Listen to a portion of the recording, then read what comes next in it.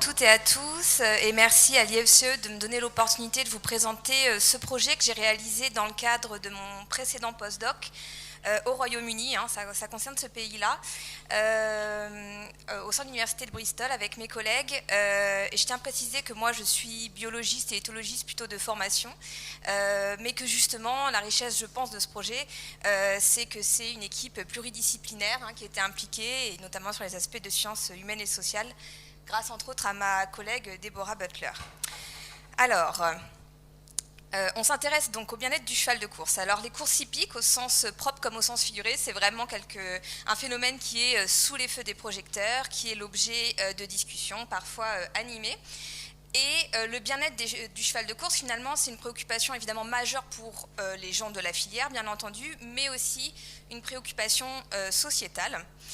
Et c'est vraiment un enjeu qui est pris très au sérieux jusqu'au niveau international, comme par exemple l'illustre l'édition de ce guide de la Fédération internationale des courses hippiques, par exemple autour du soin et du bien-être des chevaux de course. Mais on a quand même ici un animal qu'on appelle ici cheval d'athlète, avec une population équine, avec des pratiques assez spécifiques. Et finalement, si on veut aller voir, questionner ce bien-être, eh bien, il nous faut des outils qui sont adaptés à cette population. Et donc, quand on a commencé ce projet en 2018, c'était là tout l'enjeu. On souhaitait développer des outils d'évaluation du bien-être de ces chevaux et en profiter pour produire des connaissances et un état des lieux à l'échelle du pays, donc en matière de bien-être. Donc ce que je vais faire, c'est que je vais balayer assez rapidement, quand même, je vous rassure, les grandes phases de ce projet. On a tâché d'avoir justement une approche assez complète en commençant par aller consulter les personnes impliquées dans le secteur. Et donc pour ça, en fait, notre premier objectif, c'était de caractériser la perception que les actrices et les acteurs de la filière avaient du bien-être des chevaux de course à l'entraînement. Donc je précise ici qu'on s'intéressait justement à l'aspect entraînement, l'aspect élevage pourrait constituer un projet à part entière. On parle des chevaux engagés dans une saison de course, qui sont entraînés et qui vont courir régulièrement. On a un petit souci juste d'écran, si tu peux faire une petite pause. Ah oui, effectivement.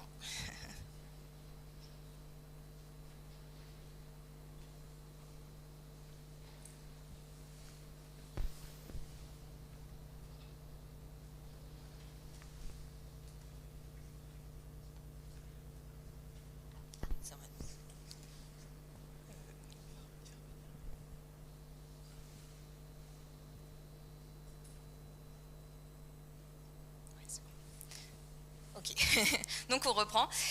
Et donc pour aller interroger leur perception, on a organisé des groupes de discussion à travers... C'est la diapo qui ne veut pas.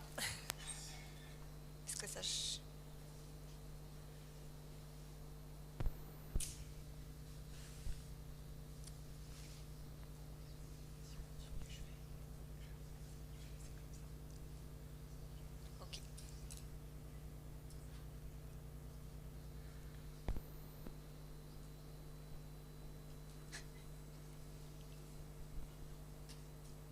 Donc je vais essayer de continuer un petit peu en même temps, mais c'est pas forcément évident. Donc on a organisé des groupes de discussion en fait pour aller vraiment interroger ces personnes. Et donc on a organisé ces groupes dans différentes localisations. Et on avait en tout 42 participants qu'on a retenus quand même pendant à peu près 3 heures. Et on avait en fait des participants qui avaient des rôles assez différents au sein de la filière, des entraîneurs, des entraîneuses, des assistants, des assistantes, des vétérinaires, des représentants et représentantes des associations de protection animale, de bien-être même humain au sein de la filière et des organismes de régulation. Et donc, en fait, pour les interroger, on les a soumis à 3 exercices. On les a mis par groupe de 2 ou 3. Et en fait, on leur a demandé, dans un premier exercice, quels seraient, selon eux, les critères d'un scénario de bien-être, du point de vue du cheval à l'entraînement.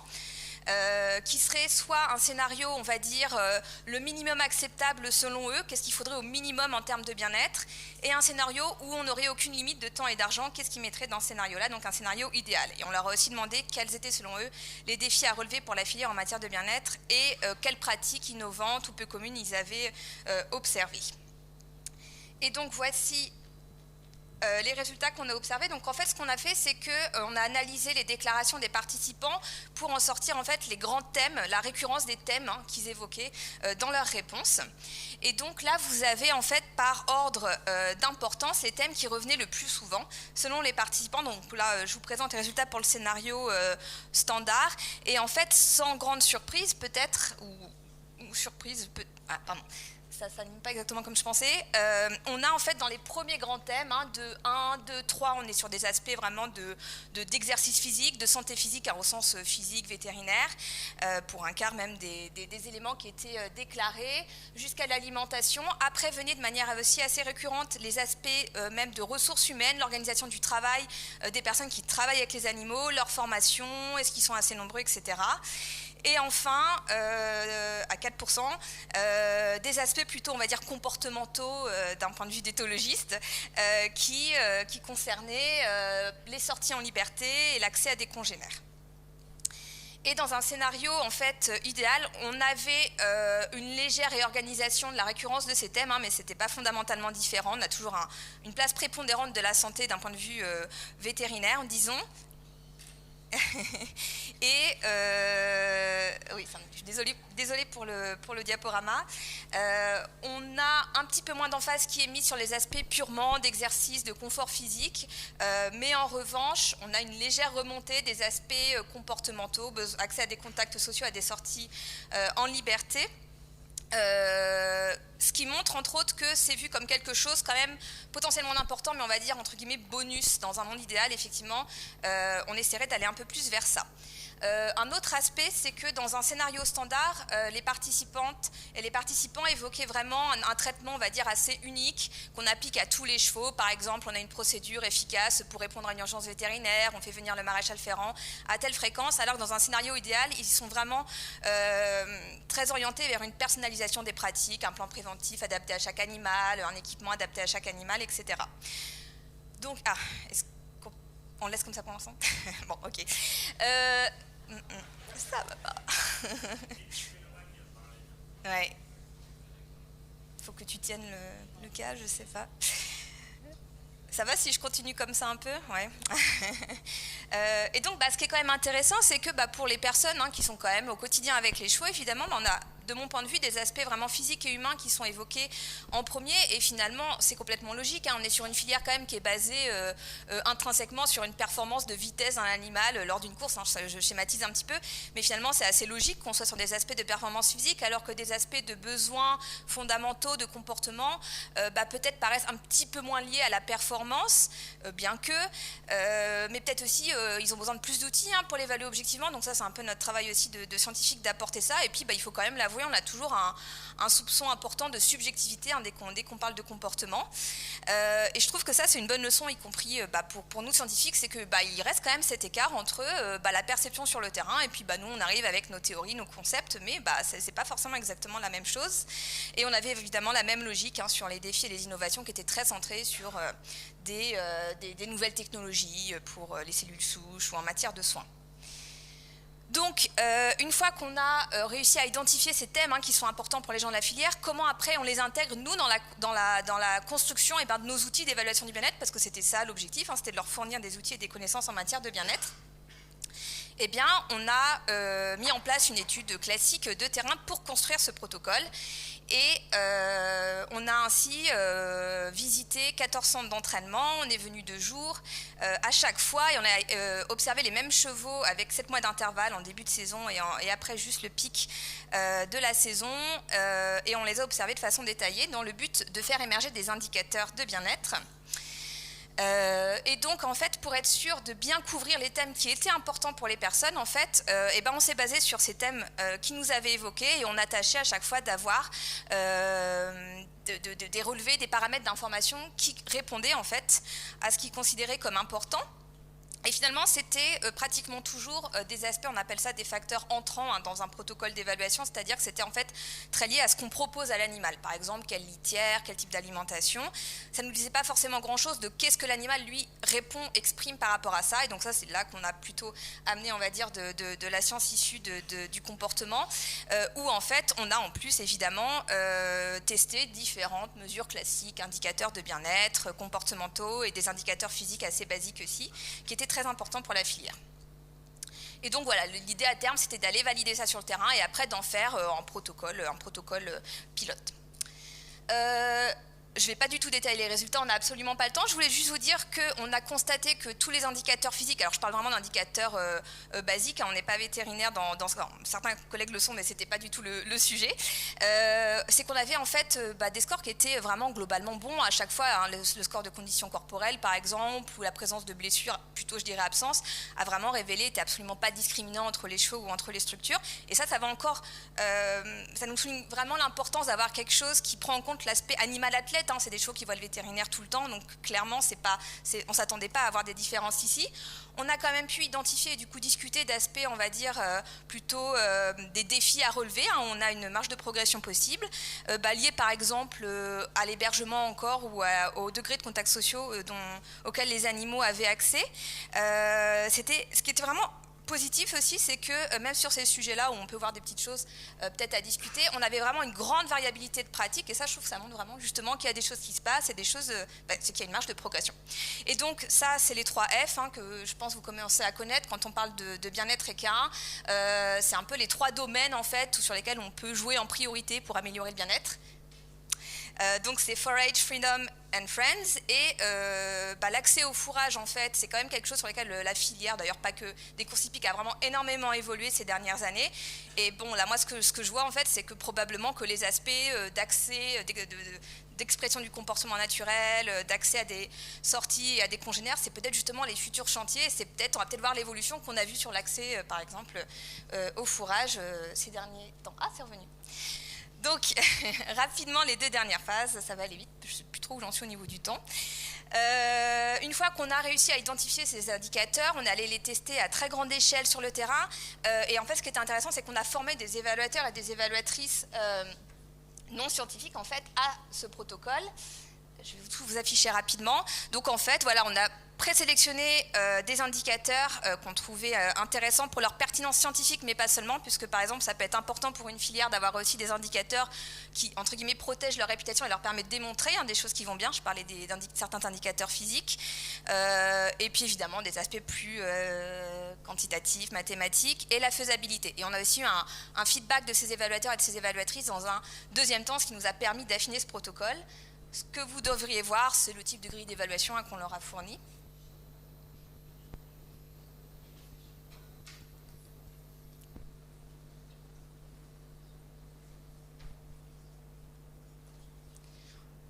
Voilà, je vais essayer de continuer.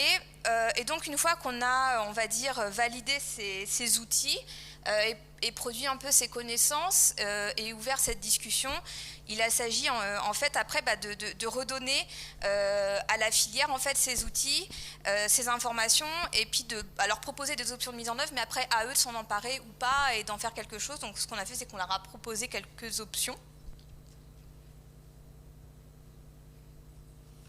Et ça, c'est encore des choses qui sont en cours et qui donnent aussi, qui va aussi se poursuivre dans des projets futurs. Alors, il y a plusieurs possibilités d'implémentation dans ce type d'approche. Alors déjà, évidemment, ils pourraient peut-être, par exemple, intégrer certains indicateurs dans des procédures qu'ils ont déjà en place. Je sais que là-bas, en fait, le BHA a des inspections déjà régulières, donc ils pourraient utiliser certains de ces indicateurs, peut-être pour avoir justement des marqueurs à long terme pour l'évolution de la filière. Je parle de la population équine. On n'est clairement pas dans quelque chose qui est fait pour, par exemple, dire ça c'est bien, ça c'est pas bien. Non, c'est plutôt pour avoir en fait des données objectives après à discuter aussi. Après, on peut imaginer des choses un peu plus innovantes comme de l'auto-évaluation, le développer des points de référence à partir de ces utilisations-là. Et bon, ce qui est très positif, c'est qu'on voit déjà que nos indicateurs, ils ont déjà été repris par d'autres juridictions d'autres pays. Donc voilà, on sent qu'il y a quelque chose quand même qui est a priori utile pour eux.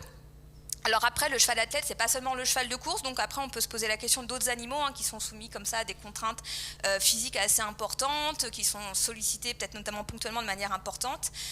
Et là c'est pareil, on a commencé aussi, et c'est des gens qui nous ont contactés spontanément, donc on se dit qu'il y a quelque chose, qu'il y a un besoin auquel on répond.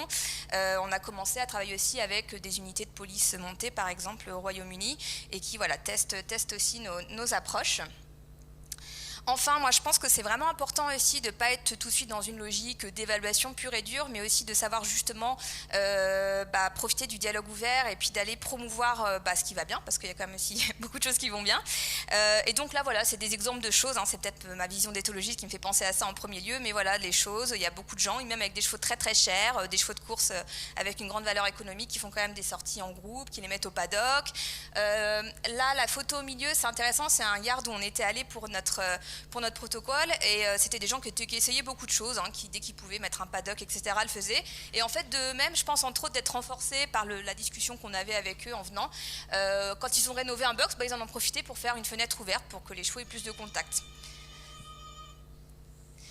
Donc voilà, décidément, je suis...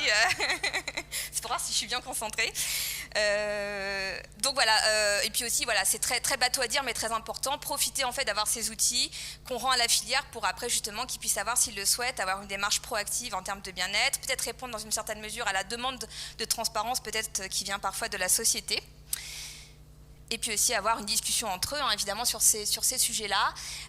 Et voilà, les grands points à retenir. Moi, je pense que j'ai beaucoup appris de ce projet-là, c'est que nous, en tant que scientifiques, si on arrive, qu'on veut œuvrer pour le bien-être des animaux, il faut absolument penser à consulter les personnes directement impliquées. Et je pense que c'est bien de le faire de manière assez formelle, pas seulement dire j'ai discuté comme ça dans les couloirs, mais vraiment l'intégrer peut-être en amont des projets, par exemple. Et puis que co-construire, j'ai pas eu le temps d'insister, mais ça, c'est vraiment, on a fait des réunions tout au long du projet avec le BHA pour vraiment... avoir ces allers-retours, ça a vraiment, je pense, facilité aussi justement la mise en œuvre future, et pas que ça soit des projets qui tombent dans les oubliettes ensuite. Et voilà, je pense aussi que c'est justement intéressant pour ce type de filière d'avoir des outils, des données objectives à démontrer pour répondre aux enjeux auxquels je pense qu'ils sont invités à répondre pour le futur. Voilà, merci.